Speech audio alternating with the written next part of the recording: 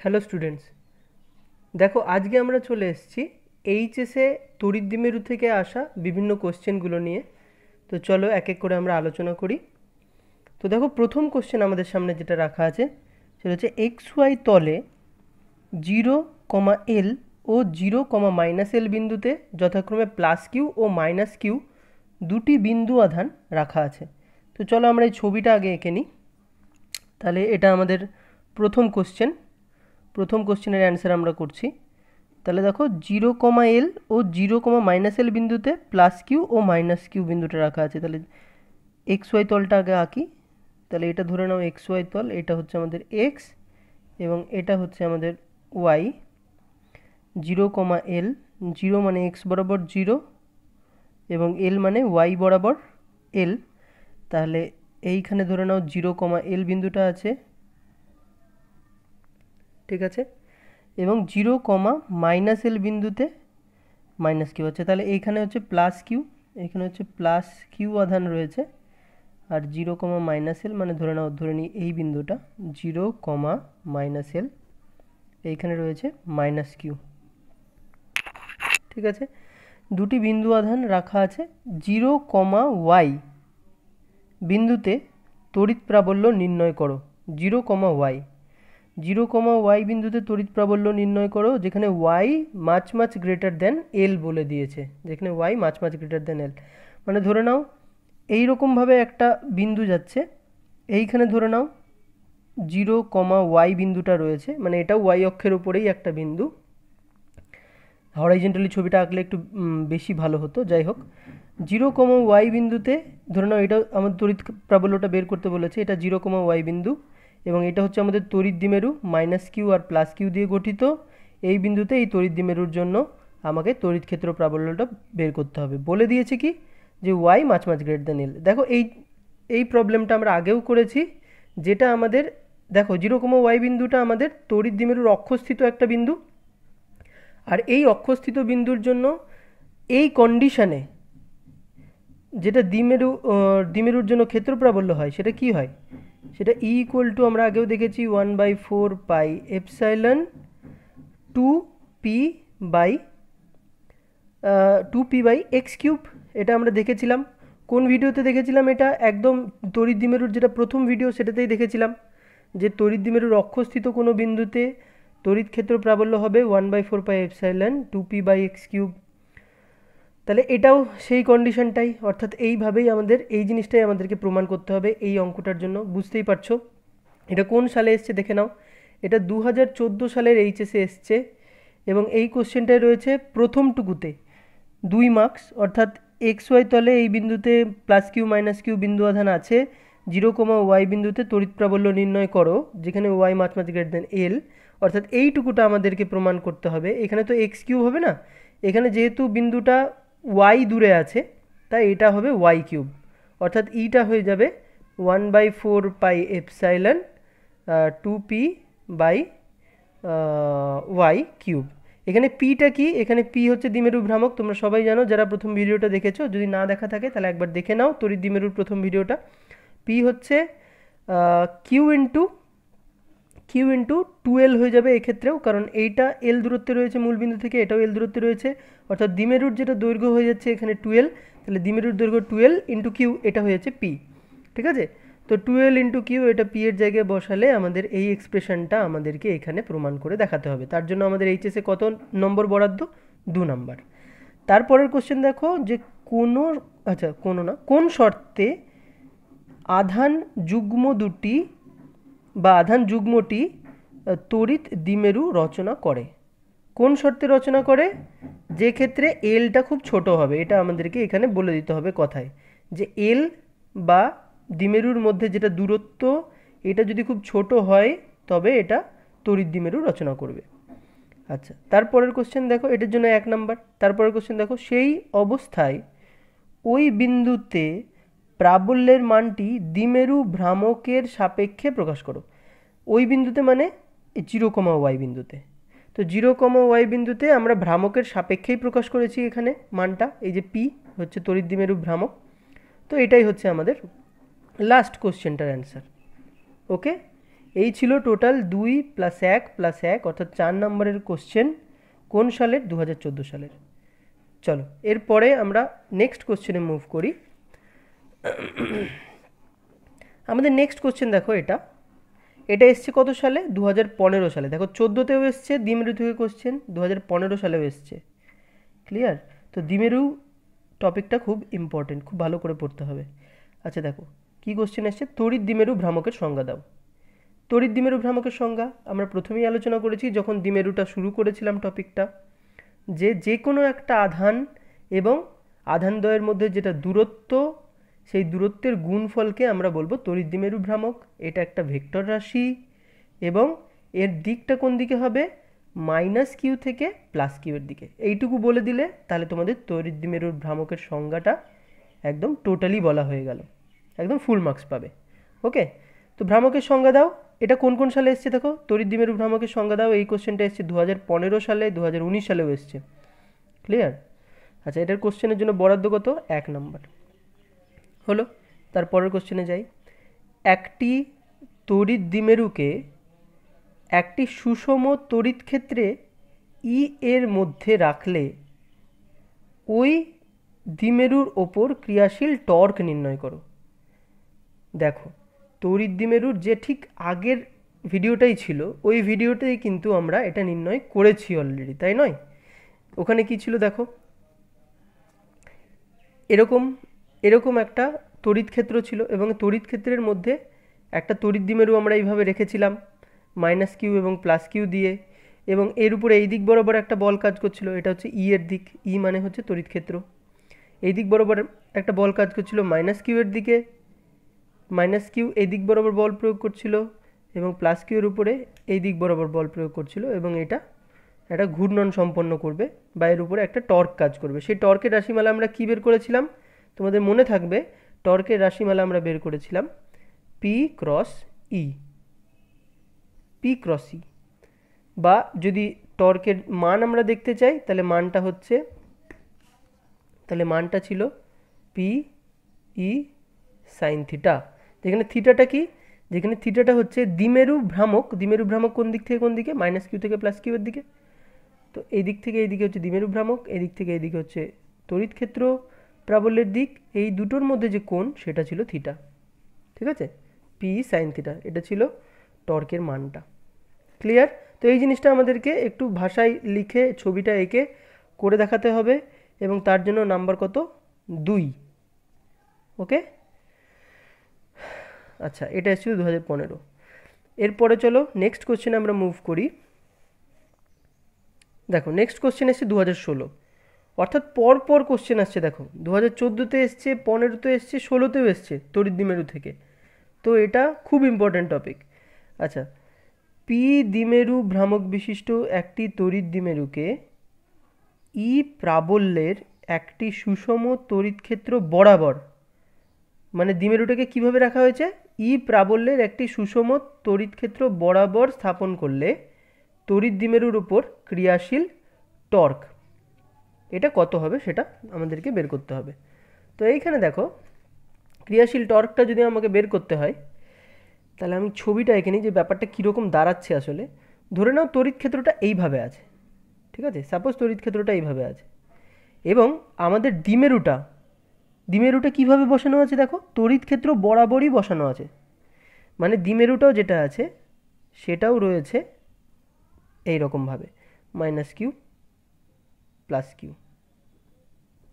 এবার দেখো যেহেতু তড়িৎ ক্ষেত্র এইভাবে আছে এবং তড়িৎ ক্ষেত্র বরাবরই আমি দ্বিমেরুটাকে বসিয়েছি, ঠিক আছে, তাহলে ক্রিয়াশীল টর্ক কত হবে? যদি তুমি ফর্মুলাতে বসাও যে টর্ক = PE sin θ, তাহলে এখানে দেখো P × E, থিটার মানটা কত? থিটাটা কি ছিল? থিটা ছিল তড়িৎ ক্ষেত্র প্রাবল্য ও তড়িৎ দ্বিমেরু ভ্রামক এদের মধ্যে কোণ। এখানে তড়িৎ দ্বিমেরু ভ্রামক কোন দিকে? আমি বলেছি সবসময় -q থেকে +q এর দিকে তড়িৎ দ্বিমেরু ভ্রামক, অর্থাৎ এই দিকে। এবং ইটাও কোন দিকে? ইটাও এই দিকে। মানে ই এবং তড়িৎ দ্বিমেরু ভ্রামক এর মধ্যে কোণ হচ্ছে 0 ডিগ্রি, মানে এখানে হবে sin 0 ডিগ্রি, তাহলে এটা হয়ে যাবে 0। তাহলে টর্ক কত হবে? 0। ক্লিয়ার? তাহলে অপশন ডিটা আমাদের একদম কারেক্ট আনসার। ওকে, নেক্সট কোশ্চেনে আমরা মুভ করছি। চলো দেখো, একদম next to next year question চলে আসছে, 2016 পর 2017। ঠিক আছে, এই 2017তে কী কোশ্চেন এসছে দেখে নাও তোমরা। 2017তে এসছে, একটি বৈদ্যুতিক দ্বিমেরু 2 mm ব্যবধানে রাখা +-20 × 10⁻⁻6 কুলম্ব আধান দিয়ে তৈরি। চলো ছবিটা এঁকে নিই কোশ্চেন অনুযায়ী, একটা ফ্রেশ পেজ নিই, তাহলে সুবিধা হবে।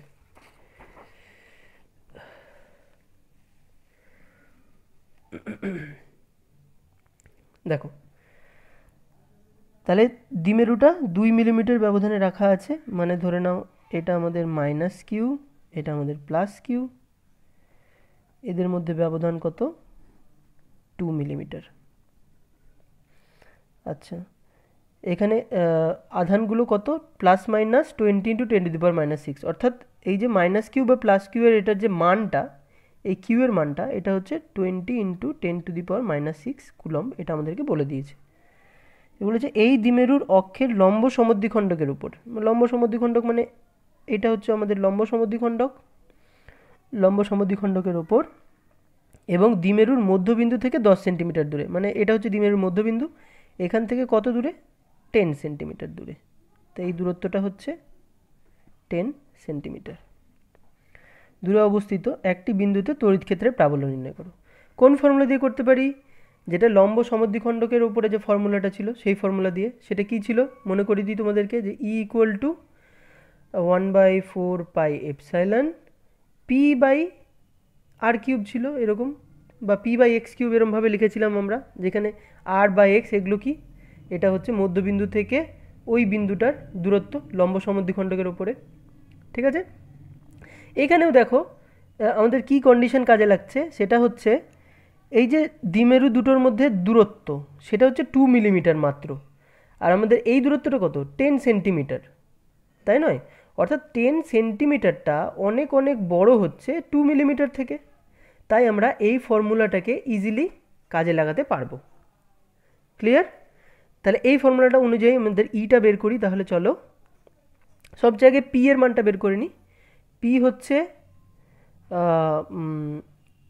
এই দ্বিমেরুদ্বয়ের মধ্যে দূরত্ব, যেটা হচ্ছে 2 মিলিমিটার, সেটাকে আমি মিটারে আনলে 2 × 10⁻³ মিটার হয়ে যাবে। তাহলে এইটাই হয়ে যাবে 12। আর কিউ এর মান কত? কিউ এর মান হচ্ছে এইটা, সেটা হচ্ছে 20 × 10⁻⁻6। এর একক কি হবে? একক হবে কুলম্ব ইন্টু মিটার। তাহলে এটা তুমি যদি ক্যালকুলেশন করো তাহলে এটা আসবে 4 × 10⁻⁸ কুলম্ব ইন্টু মিটার।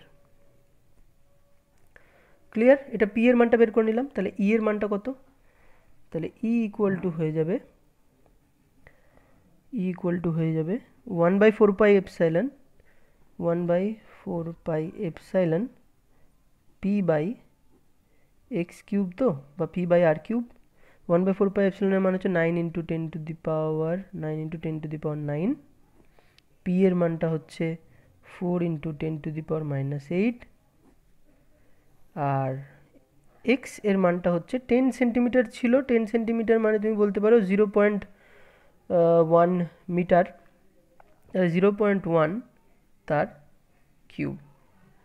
এটা যদি তুমি ক্যালকুলেশন করো তাহলে এটা মোটামুটি আসে 3.6 × 10⁵, 3.6 × 10⁵ volt per metre. Volt per মিটারও কিন্তু আমাদের তড়িৎ ক্ষেত্রের একক হয়, যেরকম নিউটন পার কুলম্ব হয় তেমনি ভোল্ট পার মিটারও হয়, এটাও এক তড়িৎ ক্ষেত্রের এসআই একক। ওকে, তাহলে এটা হয়ে যাবে আমাদের অঙ্কটা। ঠিক আছে, চলো এবার নেক্সট কোশ্চেনে মুভ করা যাক। আশা করি বুঝতে পেরেছো অঙ্কটা। যদি বুঝতে না পেরে থাকো তাহলে কমেন্ট করো, তাহলে পরবর্তী কোনো ভিডিওতে আমি আবার এই ধরনের অঙ্ক আনবো এবং তোমাদেরকে সামনে বোঝানোর চেষ্টা করব। ক্লিয়ার? আচ্ছা চলো এবার নেক্সট কোশ্চেনে মুভ করি। আমাদের নেক্সট কোশ্চেন যেটা এসছে 2019 সালে, 2019 সালে কি কোশ্চেন এসছে দেখো, বলছে একটি তড়িৎ দ্বিমেরুকে সুষম তড়িৎ ক্ষেত্রে রেখে 180 ডিগ্রি কোণে ঘোরানো হলো, তাহলে কৃতকার্যের মান নির্ণয় করো। তাহলে কি করা হয়েছে, একটা তড়িৎ দ্বিমেরুকে সুষম তড়িৎ ক্ষেত্রে রাখা হয়েছে। সুষম তড়িৎ ক্ষেত্রে রেখে যদি আমি সেই তড়িৎ দ্বিমেরুটাকে 180 ডিগ্রি কোণে ঘোরাই, তাহলে তাতে কৃতকার্য মান নির্ণয় করো। তার আগে আমাদেরকে একটা থিওরি করা দরকার, সেটা হচ্ছে কৃতকার্য বের করে কি করে। এই যে কৃতকার্য, এটা বের করে কি করে। তো কৃতকার্য অ্যাকচুয়ালি হয় এফ ইন্টু এস, মানে বল ইন্টু সরণ, তাই কি না? কিন্তু এখানে দেখো, এই তড়িৎ দ্বিমেরুটাকে আমরা কি করছি, এই তড়িৎ দ্বিমেরুটাকে আমরা আসলে ঘোরাচ্ছি এরমভাবে, রোটেট করছি। এইদিকে তড়িৎ ক্ষেত্র রয়েছে ধরে নাও, রোটেট করছি। তাহলে রোটেট করলে বহিস্থ এজেন্ট দ্বারা একটা কৃতকার্য হবে, তো সেই কৃতকার্যটা আমরা বের করতে চাইছি দেখো।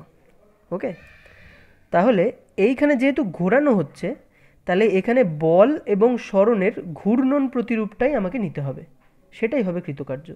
তাহলে কৃতকার্য ইকুয়াল টু হয়ে যাবে, এক্ষেত্রে বলের ঘূর্ণন প্রতিরূপ কি হয়, টর্ক, তোমরা সবাই জানো, 11-এ পড়েছো। এবং সরণের ঘূর্ণন প্রতিরূপ কি হয়, কৌণিক সরণ। ঠিক আছে, তাহলে টর্কটা কি আমরা আগেই বের করেছি, টর্ক ছিল পি ই সাইন থিটা।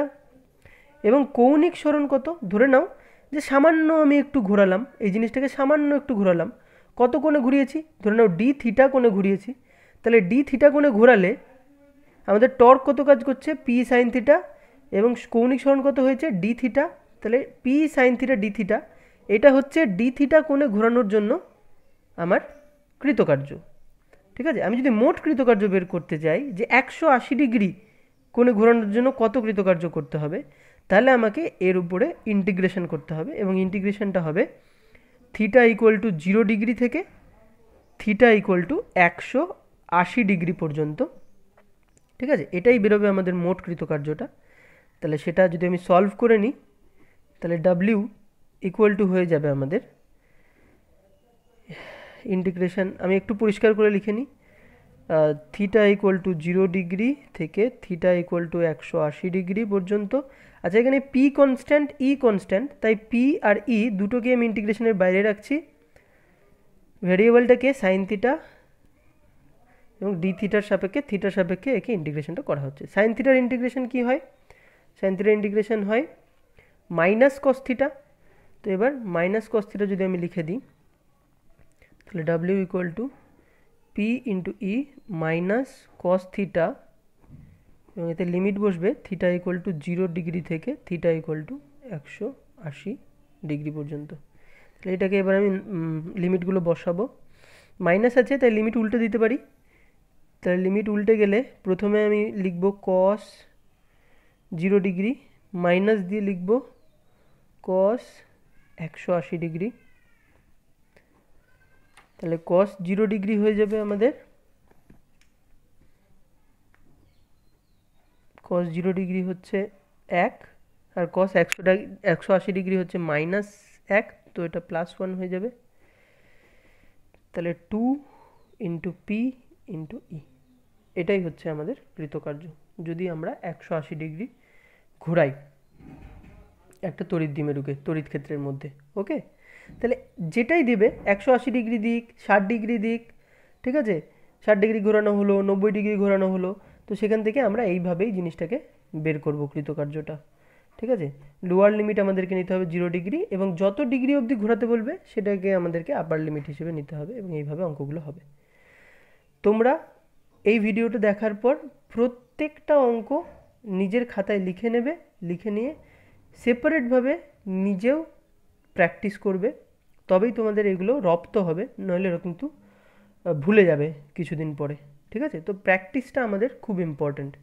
যেরকম তোমরা পড়াশোনা করছো, পড়াশোনা করার সঙ্গে সঙ্গে প্র্যাকটিসটাও চালিয়ে যাবে, যেগুলো ওল্ড সাবজেক্ট যেগুলো পড়া হয়েছে সেগুলোও যেন প্র্যাকটিসের মধ্যে থাকে, তো সেই দিকে খেয়াল রাখবে। তাহলে চলো আজকের ভিডিও এখানেই শেষ করছি। আজকের ভিডিওটা টোটালি আমাদের ডিভোটেড ছিল, যেগুলো এইচএসের কোশ্চেন এসছে সেইগুলো আমরা আলোচনা করলাম। যদি কোনো কোশ্চেনে কোনো রকম ডাউট থাকে তোমরা নিচে কমেন্ট করবে। আমি এই রকম আরও ভিডিও আনবো যেখানে তড়িৎদ্বিমেরুর থেকে যে কোশ্চেন আরও আসতে পারে বা যে ধরনের কোশ্চেন এসছে সেই ধরনের কোশ্চেনই আমি আরও আলোচনা করার চেষ্টা করব ভবিষ্যতে। ওকে, তো চলো, বাই।